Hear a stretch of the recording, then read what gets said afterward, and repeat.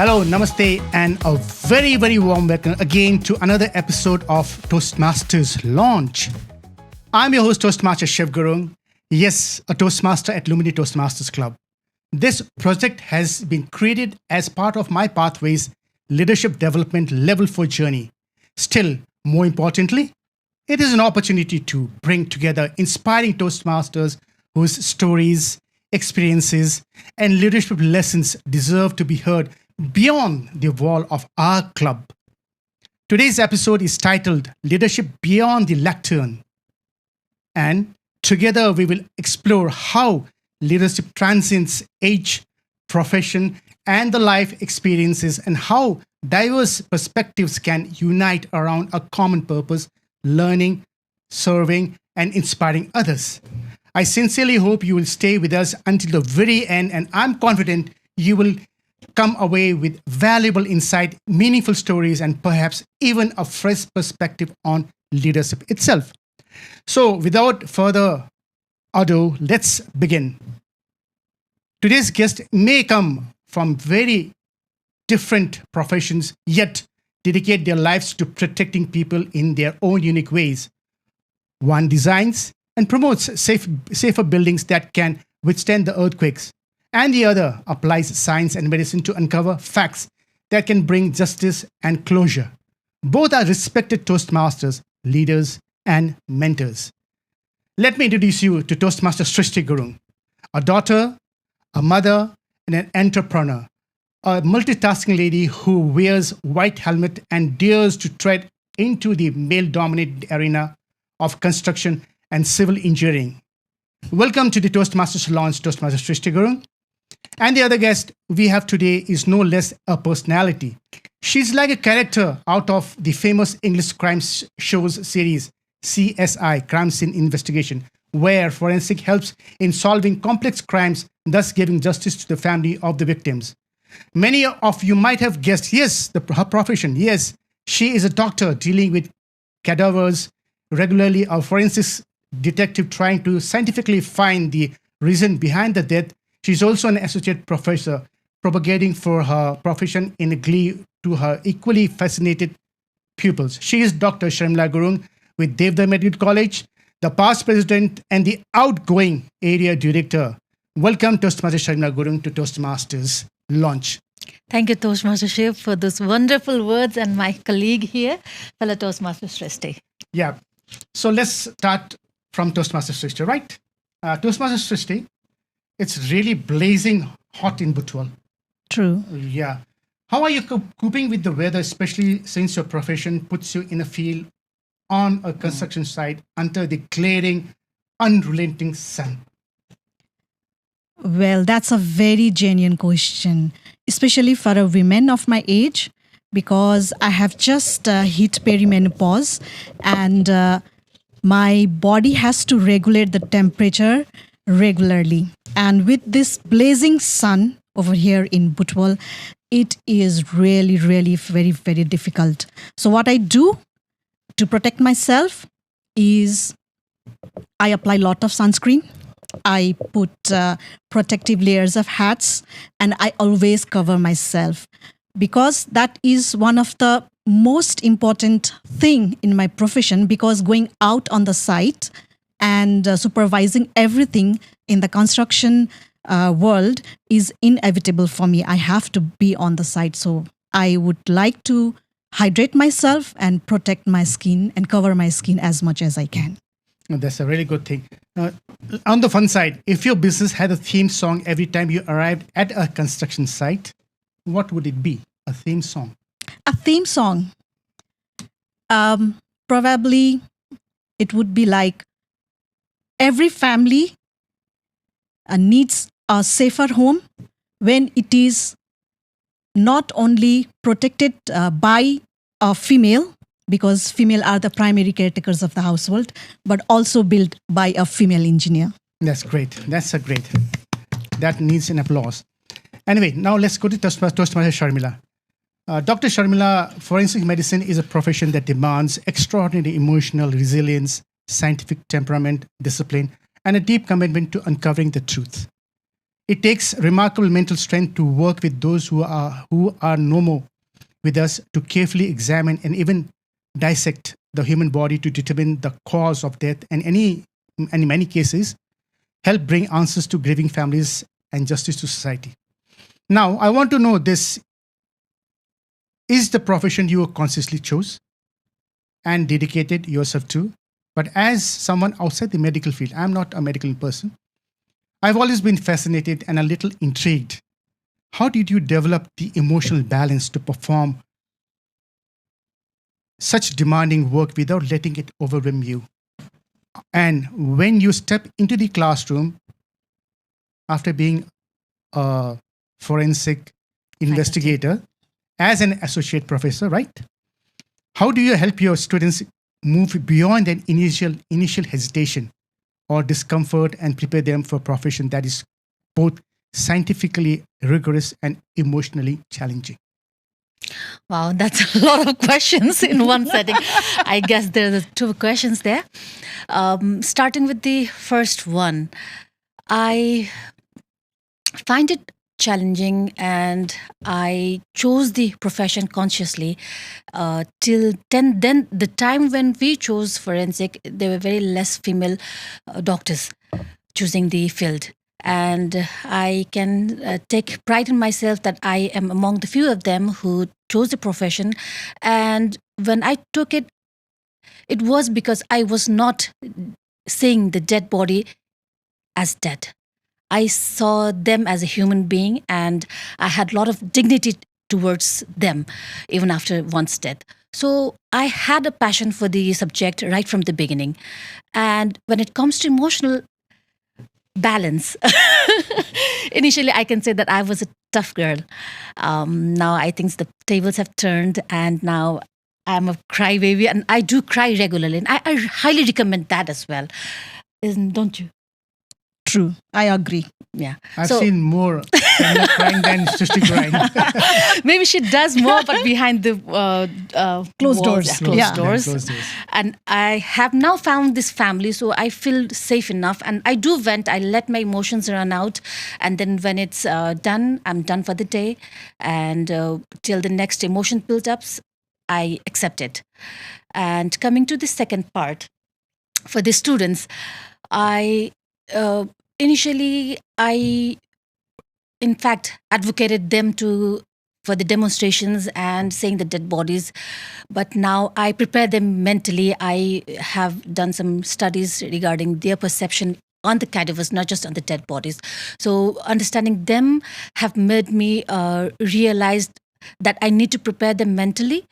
And I advocate for them to observe the human being as human and as an individual rather than the dead body.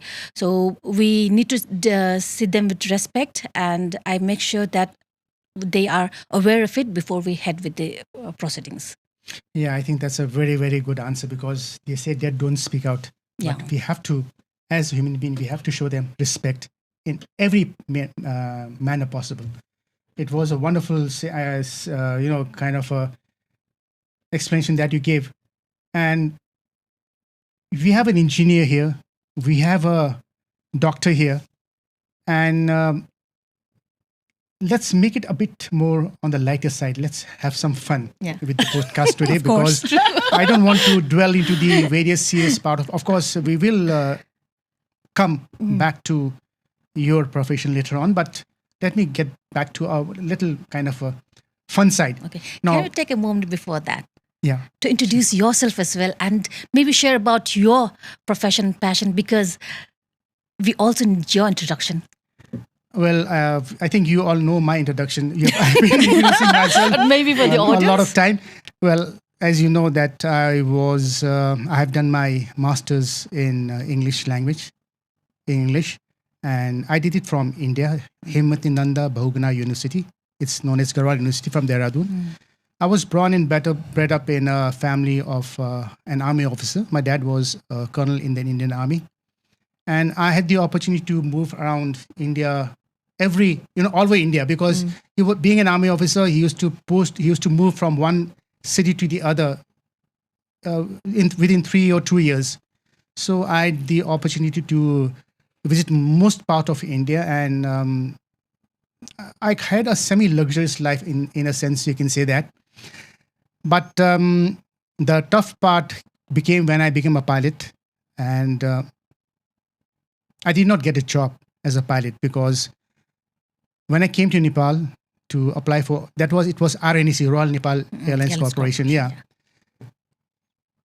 we did appear for medical examination and various written examination, but we later on found out that we were just there to fill up the quorum because the pilot had already been selected, and he was a relative to the king. Okay. So that was there, and then I came to Butwal. My Sanuma, Toastmaster Srishti's mother, she called me to Butwal. I started a business here. I established schools here, a school here, Scholars of Boarding High School.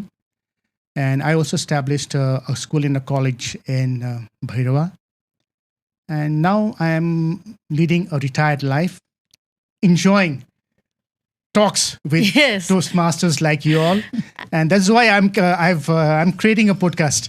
It is in my pathways too, but yeah, it gives me joy, speaking to people, intellectual people like you. It's a wonderful kind of, moment that I always relish.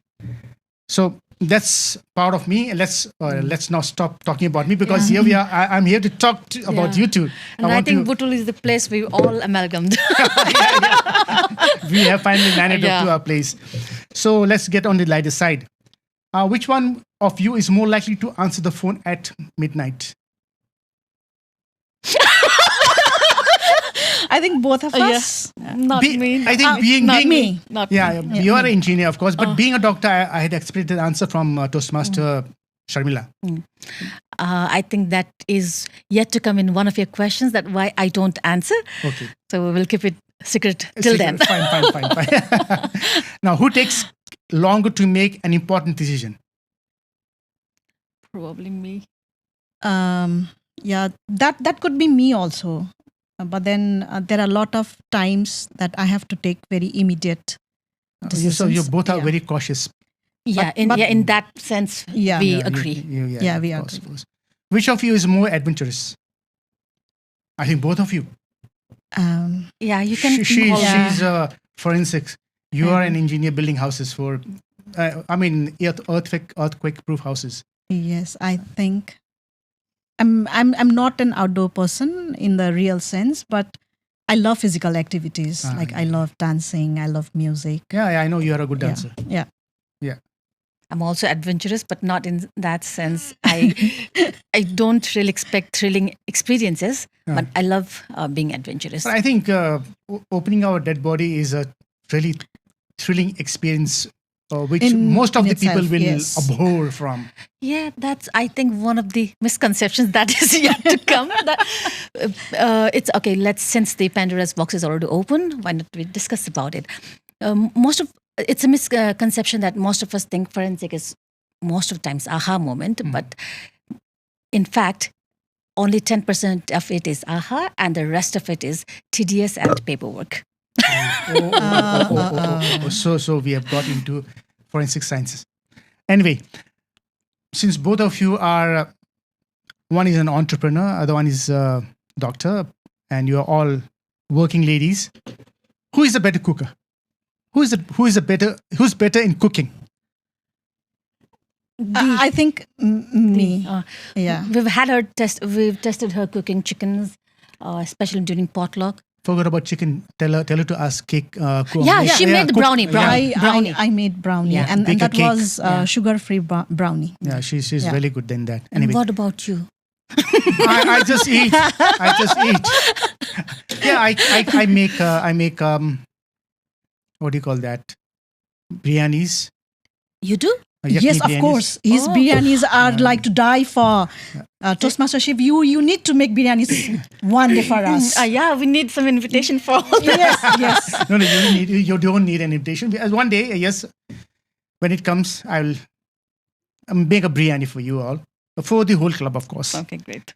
And okay, now the last one, does money matter to you both? Yes. Yes. Yes, it does. Yes. Why did you say yes? Any reason behind it? I think money gives you peace of mind because it provides a lot of stability, and it secures your future basically, especially for the old age. So I think more than now the trend is like you may have your passion, but you may need to work hard to have that security in your life so that you can follow your passion. So no matter what you do, you need to earn money, especially women need to have a very secure economic status in the society. Fine. What about you, Toastmaster Sharmila? I agree with whatever she says. And on top of that, I think money gives you that freedom that you can choose. True. And when you have choice, I think that's one of the greatest value one can add to our as a human being. Right? Yeah. Okay. Now let's forget about money. Now, every accomplished person has a story that isn't visible in a resume. You make your resume, but there are certain things that are not visible. So let me try to fiddle out that hidden story. Okay. What first inspired you to choose your profession? Let me start with Toastmaster Srishti.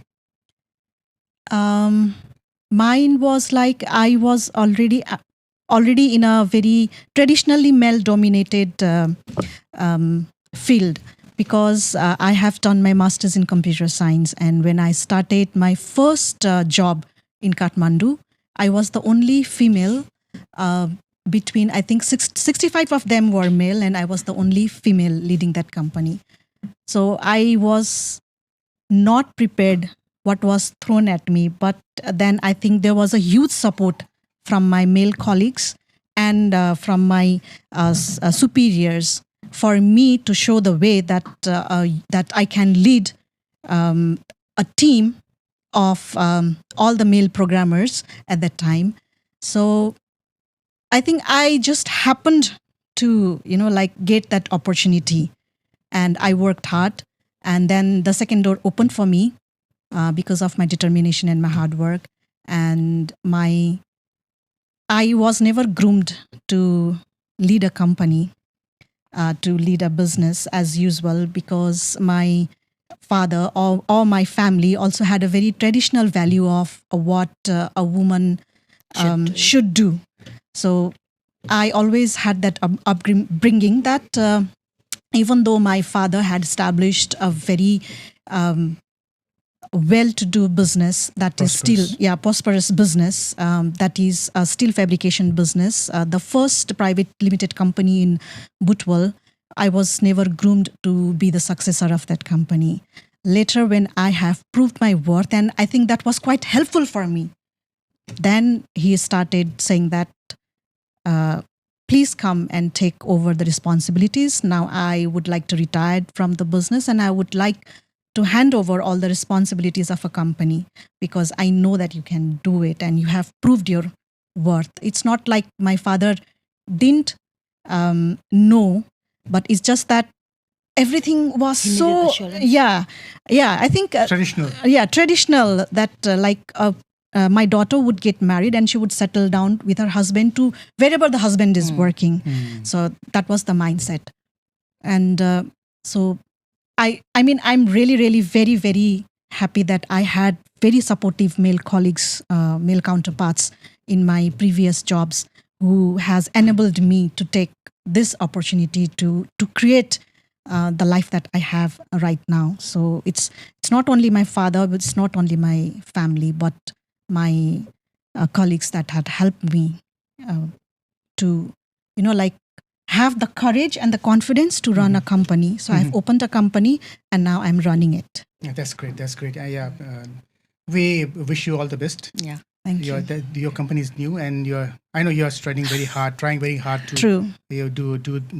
Get the better part of the business, get into better part of the business. We wish you all the best.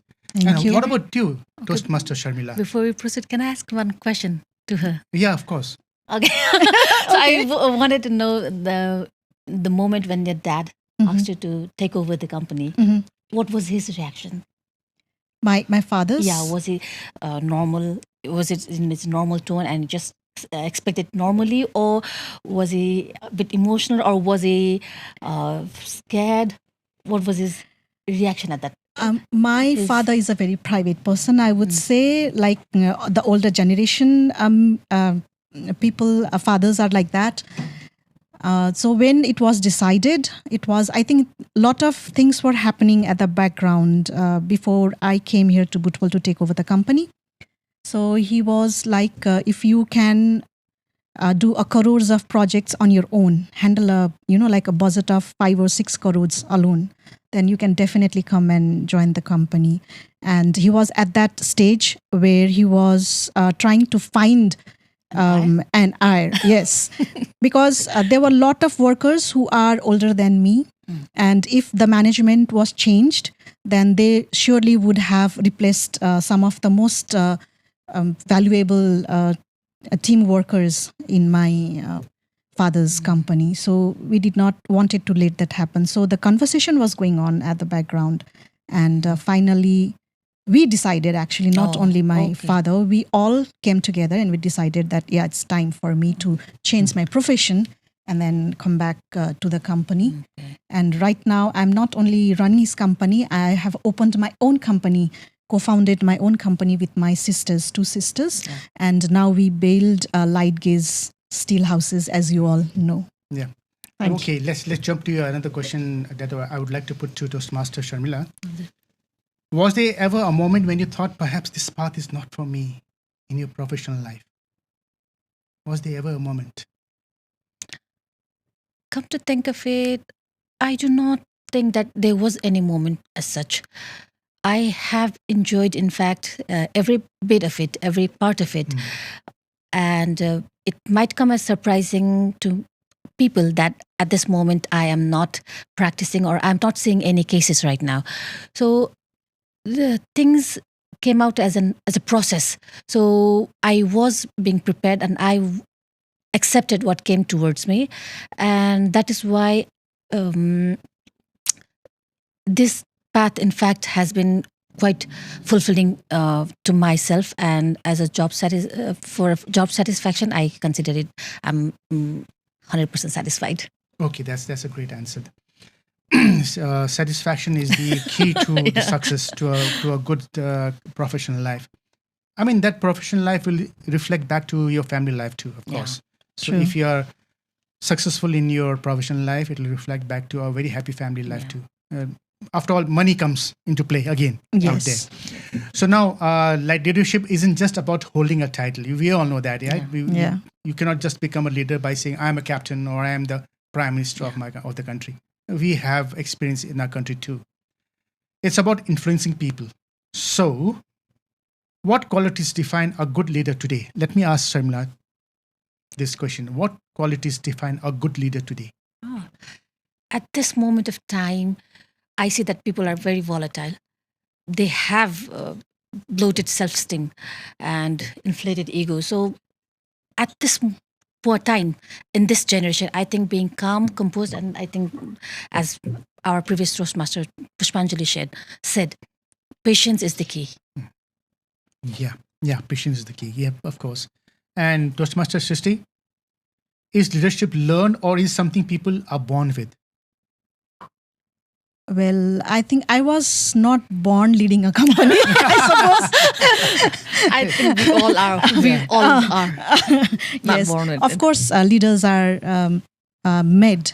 They are forged. They are forged out of us. out of lot of experiences and mistakes and choices as well. Choices as well. Yeah. So I think when you say that, you have become a true leaders, that I think, in my opinion, what they mean is you have failed a lot of in your profession, in your career, and then you started making a lot of right choices, and then right now, so whenever they say, you have a very great leader, you need to understand that person has made a lot of mistakes, but then he has chosen to learn from it and then correct oneself. Like Napoleon Bonaparte once said, if I may, that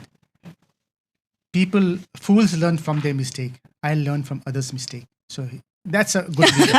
We've also learned from Our mistakes. I'm not calling you no full doubt. Okay, now, Toastmaster Sharmila, how do you motivate others during difficult time? You have been the president of Lumini Toastmasters, and you've also been area director of Lumini Toastmasters. Toastmasters Nepal. So, how do you motivate others during difficult time? You might have faced difficult time, like club not working properly, members not responding to your queries. So, how do you, face or work with it? Okay. As a Toastmaster, I've learned that. As a Toastmaster, I have learned that if you have a common vision or goal, then you can come together, despite coming from different backgrounds, having diverse population. So whenever there is a difficult situation or conflicts, I remind them of why they were there and what they are heading towards. These two simple words and having an empathetic ear can lead to yes. Of course. Can resolve a lot of things. Yeah. You can resolve a lot of things. So a leader has to be very empathetic, very kind of patient, and understanding person with a humane heart. And remind of them their goal and why they are here. Why did they choose the path? Yeah, at times you have to use your carrot and stick also. Yeah, we have to. Okay, now to Toastmaster Srishti, as an entrepreneur, there are moments when quick decisions are unavoidable. True. Yeah? Yes. How do you balance confidence with caution? Oh, that's quite a tough question, I guess. That really comes especially with the relationship of the clients, with the clients. Whenever I'm dealing with difficult clients, it's really, really very difficult to negotiate with them. So I think there is a negotiating some pathways. So they're in Toastmasters. Negotiation skills. So I have used a lot of that skills with a very difficult client. So whatever I say is that he needs to win, I need to win. So I always come to a point that there needs to be a middle ground for everything. And that has worked for me a lot of times. So I think being an entrepreneur and trying to take a very difficult decision, especially with a very difficult client, is one of the key aspects where your negotiation skills really work. Your leadership works. Leadership, your negotiation skill, they really help you out. And if I may, then Please. I would like to add a few points. On top of that, if you can come to a conclusion or a midway, that's best. But if not, it's better to drop the contract or drop the item at that part. The issue, rather than to drag along, because it might create even more difficulties in the real future. Of course. Yeah. A small scratch can become a cancerous cell. I know that. Okay, to you, Sarmila. In medicine and education, these decisions often require patience and careful judgment. How do you maintain that balance? Patience and careful judgment in medicine and education. I say you need to observe. You need to be observant. You need to listen. Keep all your senses open. Don't jump to conclusions immediately. And don't be deceived by the appearances as well. So when you collect all the information, deduct and then come to a conclusion. And that if you have any issues, then you always have to have a consultation with your peer or your seniors. So mentors. Mentors. If you have any issues, do not hesitate to ask. Yeah, that's a good conclusion. And now, let me get into your Hi. professional. It's a professional life, not very personal. About Toastmasters, because we are here all Toastmasters. We may be doctors, we may be an entrepreneur, but we are Toastmasters. So what role has Toastmasters played in your professional growth? You have all told me that how Toastmasters helped you, but I want to ask you a specific question. What role has Toastmasters really played in your professional growth?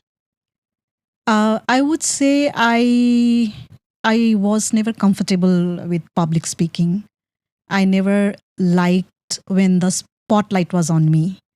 And Toastmasters had really worked like wonders, has done for me. in that aspect, because as a woman entrepreneur and as a woman technician, I get a lot of calls from media houses and with a lot of forums and everything, and I need to go there and deliver my speeches or whatever there is. So Toastmasters had made me really comfortable on those stages right now, because once you are comfortable, you can really express your ideas the way you want. Because Toastmasters, it's like it's not about perfecting how you deliver, but how people understand you when you express yourself. Your deliverance. Yeah, your deliverance. So I think Toastmasters has helped me a lot on that aspect. How about you, Toastmaster Sharmila? I feel aligned with whatever she has mentioned just now. And to be even clear, I would like to highlight the core values of Toastmasters that we all are obliged with. Going through the service, trying to do the service at its par excellence, having the integrity and having respect for each other, for all members in the club, be it newcomer or be it from different profession. Having these core values maintained in ourselves itself has helped us become a better person, and that itself has showed in our profession. It might not turn out sooner, but sooner or later it will come out. Yeah, of course. That's a great lesson that we can learn being a Toastmaster. Okay, one more thing on a lighter side. Has there been a speech that remains unforgettable for you? I'm not talking about international speech round. I'm talking within the club, within Lumini Toastmasters Club. Any speech that was very unforgettable? Our own or others? Not yours. Maybe yours. Of course, your speech is always unforgettable for you to yourself. But I want to, kind of know which speaker in the club gave a speech that was very, kind of for you. Compelling. Still remember it. I think there are lots of stories. True. Yeah. There are lots of stories. I think one that you mentioned about your journey as well. And next, we're starting with Wimby, Toastmaster Wimby. She has always been the storyteller. She comes up with so many horror stories. And that too made me now compelled to at least share one horror story or paranormal activity that I felt. And I forgot what she said then. I think one was there about Toastmaster Gauri. We had enjoyed it thoroughly. It was about his beard, like why he kept his beard, and it was a very hilarious analogy that he had given, and we had like I missed the speech of his. Yeah. It was hilarious, and we were dying laughing on the chairs there. I think it was also those moments where Toastmaster Gauri set the bar for the speech. Yes. Yeah. For the content. Okay. And he also shared about one story about Gauri and Shankar. There was also one story. Okay. Now let's go on to the quick reflection section. I want to give me a concise answer. One word answer? Something like that. Okay. What does leadership mean to you? Teamwork and collaboration. Good. What about you? I think confidence with a calm and composed attitude. Okay. Courage means? To be courageous. What does it mean to you? Do it. Just do it. Don't think else. Twice. Yeah. Courage for me is to show up. Okay. Yeah. Even when I show up in casual dresses, that still counts. Yeah. Okay. What is success to you? Opportunity and hard work, I guess. Okay. How about you? Agree the same. Agree. Yeah. Failure taught you what? That's not the end of the world. Yeah. And there are lots of it. You okay? You are going to fail in a lot of aspects, I know. Agree. What is your greatest strength?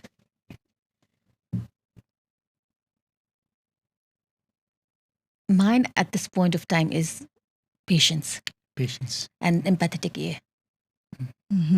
And mine is I think I am that go-to person who calls whenever things go wrong. So I am that shoulder I who vouch for that. relies. Whenever on- things like that, like- Shashadi, what to do? Okay, people are surprised when they learn that you are. that I'm a good dancer. They look at me. I'm always serious. And then when I say that, I can like to move. I like to groove. And then say, oh, you dance? You like music? I said, of course I do. I'm a human being.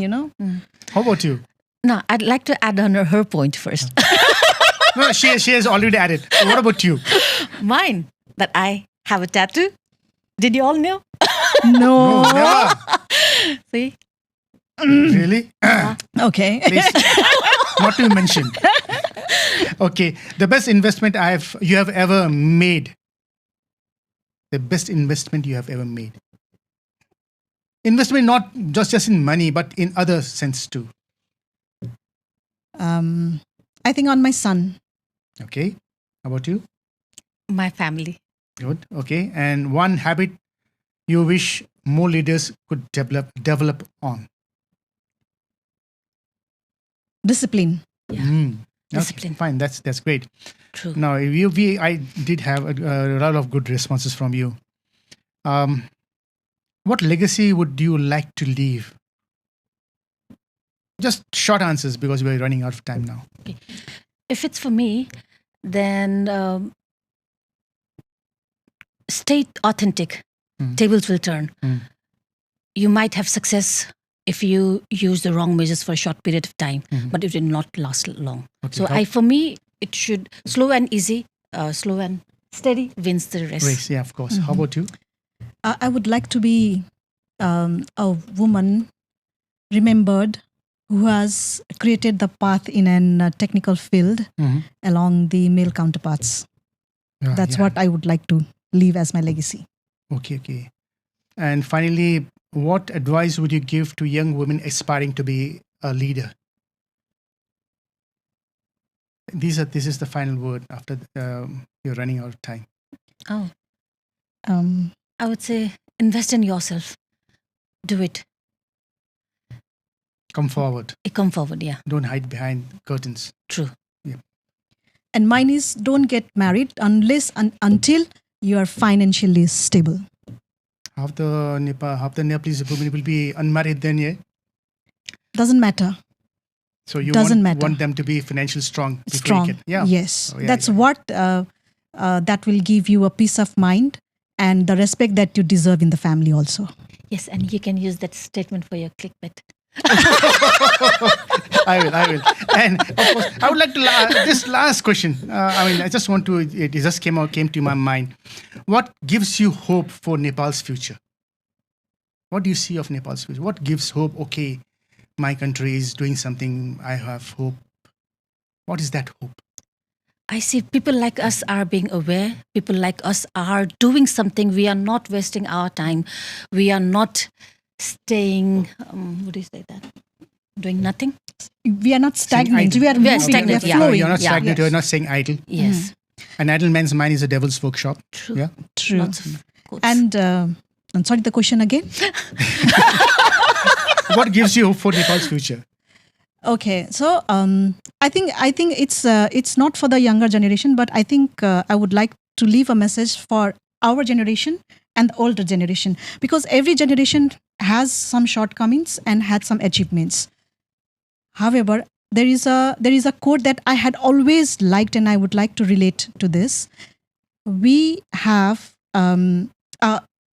we did not or we are not inheriting the earth from our elders, Elders, but we are borrowing it from our children. children. So if we are going to do something and asking our youngsters to stay in Nepal, our generation and the older generation need to make some changes in our mindset such that the younger generations, instead of asking them to stay behind, to just for the sake of stay behind, we should not do that. I think we need to create such an environment for the younger generation so that they would look forward to stay in Nepal, that they see something in the future for them to invest in. So I think that is the bottom line, that our generation has to make that environment and not repeat the mistakes that our older generations or our generations are So basically, making. you're saying So we that can- you're putting high hope in your generation Yes, for the true, future true. of the country. Yeah, that's a Yes.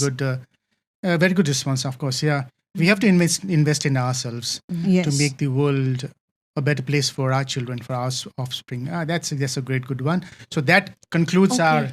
But before Yeah, that, sure, again, please. maybe I'd like to ask you one question. So, what piece of advice that you have been advising your children? One piece Yeah, of advice. I have been advising my children a lot of advice, giving them a lot of advices. But the one piece of advice that I'll give to my children is that you got to stand on your feet. Okay. You don't expect goodies from your parents. First, stand on your feet.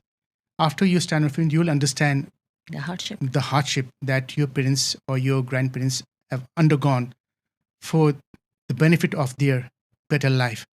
So stand on your feet first, and then try to, kind of show whether the world is good or bad. You cannot sit down, lie on a couch, and talk nonsense about Yeah. the things that come. You True. got to go outside, see the world. That's why my daughter is in UK and my son Yeah. is in India. And they're doing very well. Yeah, of course. Thank God they're doing very well. So that was a wonderful podcast we had today. It was, I don't know, time just zipped past. Thank you very much. Thank you so much. Thank you And so much, you. Toastmaster Shiv. And thank you for the insightful information that our Toastmaster Sharmila always gives. Yeah, she always gives that. Thank you. Thank you. As we conclude this remarkable conversation, we are left with a powerful message. Leadership is not only about what we achieve, it is about lives we touch and the differences we make. Today, we explored two extraordinary journeys. Toastmaster Shiv Gurung showed us the courage of an entrepreneur, an engineer, and a woman who transforms challenges into opportunities, building not only earthquake-safe house structures, but also inspiring confidence in those who dream of creating something meaningful. Toastmaster Sharmila Gurung shared the perspective of a doctor, an educator, and leader whose profession demands knowledge, compassion, and emotional strength. Through her work in forensic medicine and education, she reminds us that seeking truth and serving society requires both courage and humanity. Though their professions are different, their message is the same. Strong leaders are built through resilience, continuous learning, and a commitment to serving others. To Toastmaster Srishti and Toastmaster Sharmila, thank you for allowing us to look beyond your professional achievements and discover the passion, values, and determination that have shaped your leadership journeys. Dear viewers, this is just the beginning of our journey. It's just at the tip of an iceberg.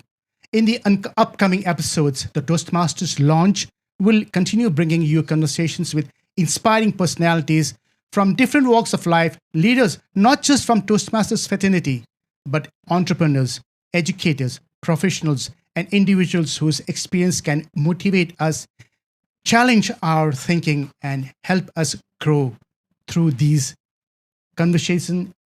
Our aim is not only to share success stories, but also to uncover struggles, lessons, failures, and moments of courage that shape these remarkable people. If you've enjoyed today's episode and found value to these conversations, we invite you to support us by subscribing to our channel and pressing the bell icon so you can receive early notifications whenever new episode is released. Please share this episode with your friends, colleagues, and anyone who believes in learning, leadership, and personal growth. Until our next conversation, keep learning, keep inspiring, and keep becoming the best version of yourselves. Thank you for being part of our journey. Namaste and take care.